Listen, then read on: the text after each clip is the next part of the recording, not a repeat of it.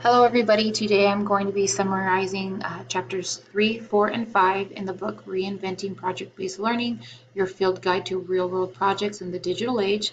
This book is by Susie Boss and Jane Cross and is being reviewed by me, Morgan Akins. So chapter 3 is titled Imagining the Possibilities, and this is really about what is most important in this project. So what are you trying to get across in your project to your students? You really want to think about the core concepts and processes that are going to be incorporated in the project. And you want to think about how does your project relate to the world around us, and how will the project help students develop important skills, attitudes, and habits. So you want a topic that's relevant to the times, so maybe something that's in the news or that would be possibly discussed around the dinner table. And then you also want to think about incorporating technology in the world around us today.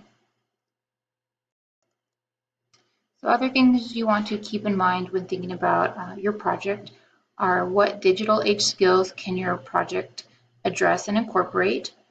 So you really want your students to become information artists, and you want them to be able to find information and decipher if it is good or bad. You also want to think about learning dispositions.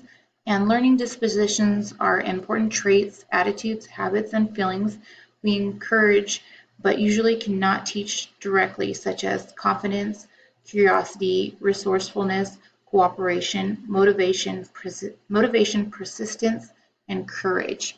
And then you also want to keep your students' interest in mind. So why should they care about this project, and what activities and experiences and tools would excite them about this project.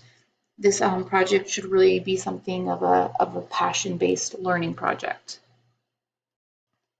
So another item discussed in chapter 3 was digital tools in the web, and this was basically talking about things you want to keep in mind when using technology when creating a project.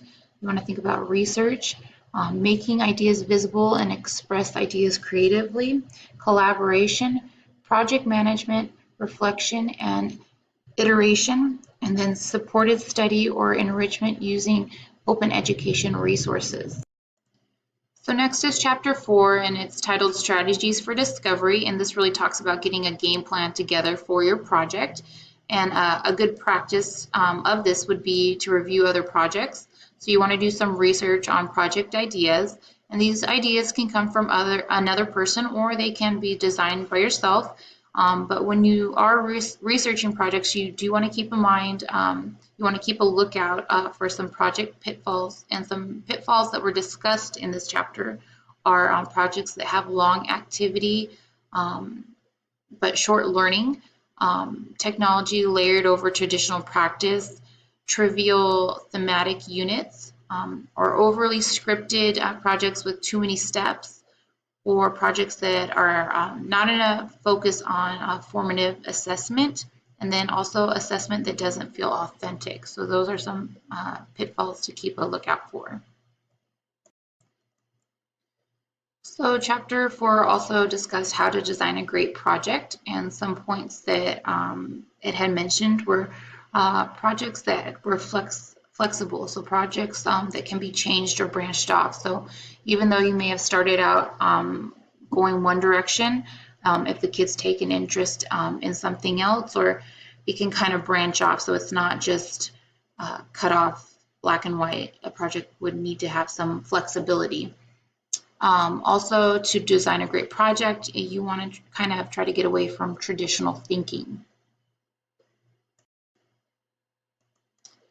So next, here is a list of some features that good projects share.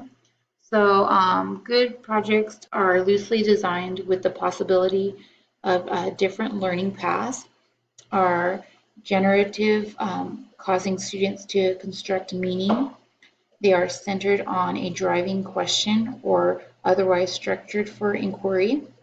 They capture students' interest through complex and compelling real-life or simulated experiences. They are realistic and therefore cross multiple disciplines. They reach beyond school to involve others. They tap rich data or primary sources. They're structured so students learn with and from each other. They call for interactive work with cycles of feedback, reflection, and revision. They have students work as inquiring experts might. They get at digital age skills and literacies, including communication, project management, and technology use.